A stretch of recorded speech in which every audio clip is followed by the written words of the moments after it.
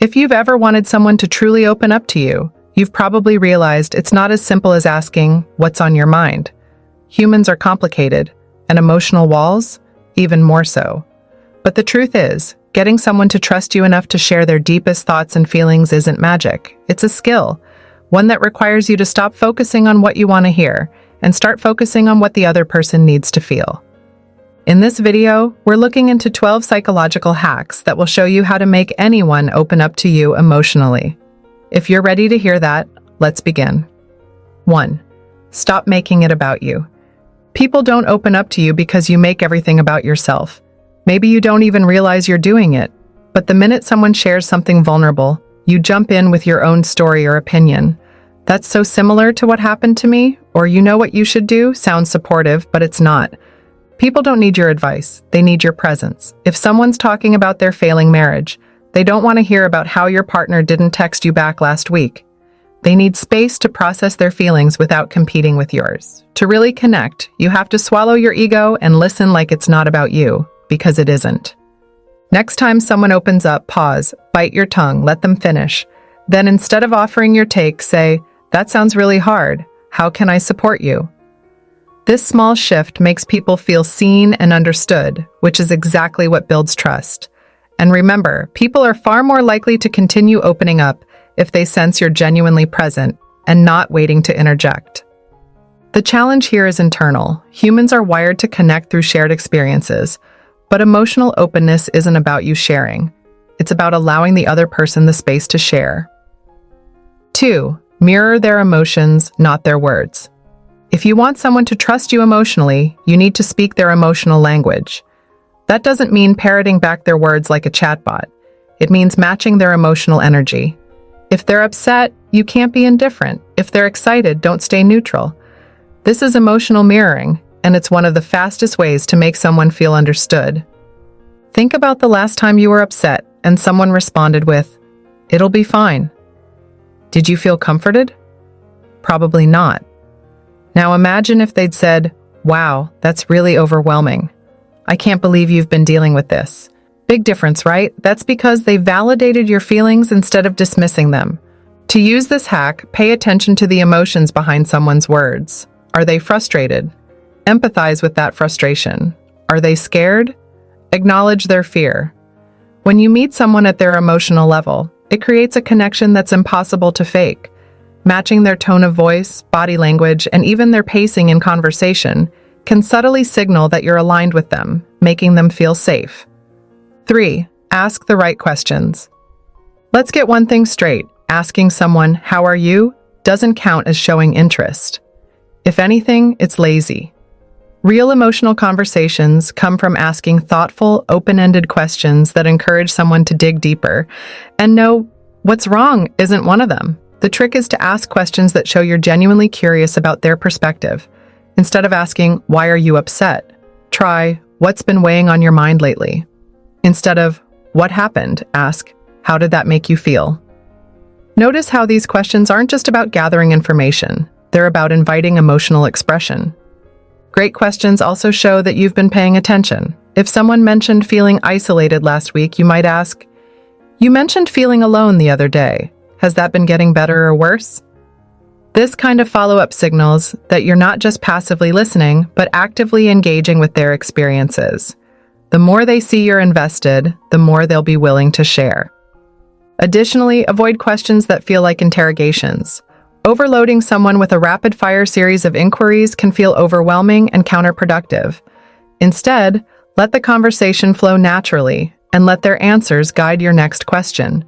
This creates a sense of partnership in the dialogue, rather than a one-sided inquisition. 4. Share selectively, not excessively. There's a fine line between being open and oversharing.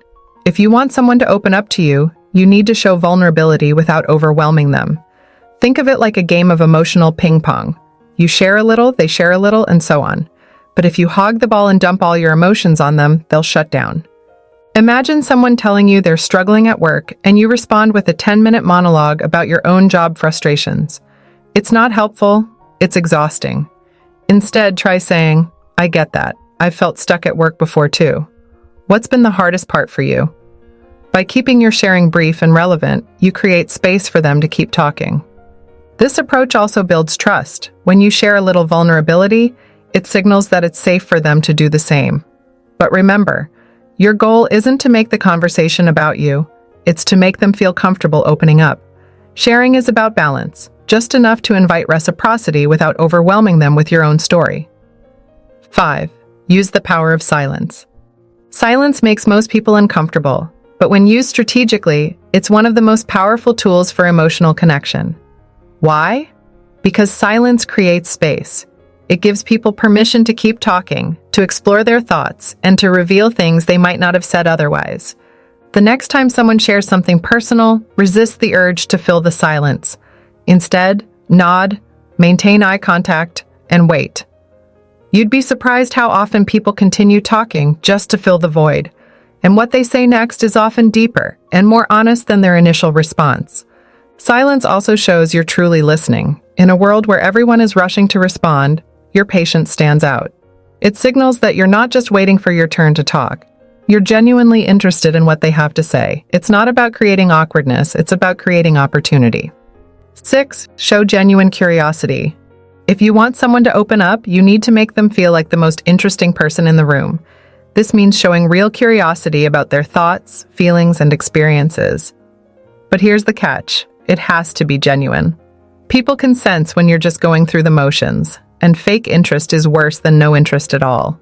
To show genuine curiosity, focus on the details. If someone mentions they've been feeling off lately, don't just nod and move on. Ask, "What's been making you feel that way?" Or, "When did you start noticing this?" By digging deeper, you show that you're not just listening, you're truly engaged. This kind of curiosity also encourages people to reflect on their own experiences. When you ask thoughtful questions, it helps them connect the dots in their own story. And that's where real emotional connection happens. When you're curious, you're also empowering the other person to be the expert of their own experience. This shift can be incredibly validating, as it shows you're not imposing your perspective, but instead valuing theirs. The more you lean into their unique story, the more likely they are to share even more deeply. 7. Validate their feelings. Validation is one of the most underrated skills in emotional conversations. When someone shares something vulnerable, they're not looking for you to fix it. They just want to know their feelings are valid. And yet, most people respond with dismissive platitudes like, "Don't worry, it'll get better." A better approach? Acknowledge their emotions without judgment. If someone says they're feeling overwhelmed, try responding with, "That sounds really tough. I can see why you'd feel that way." It's a simple gesture, but it makes people feel heard and understood. Validation doesn't mean you have to agree with everything they say. It just means recognizing their feelings as real and legitimate. And when people feel validated, they're more likely to open up further. 8. Create a safe space. If you want someone to open up, they need to feel emotionally safe around you. This doesn't happen automatically. It's something you have to actively cultivate. Safety means they trust you not to judge them, interrupt them, or use their vulnerabilities against them. It's about building a relationship where they know it's okay to be themselves.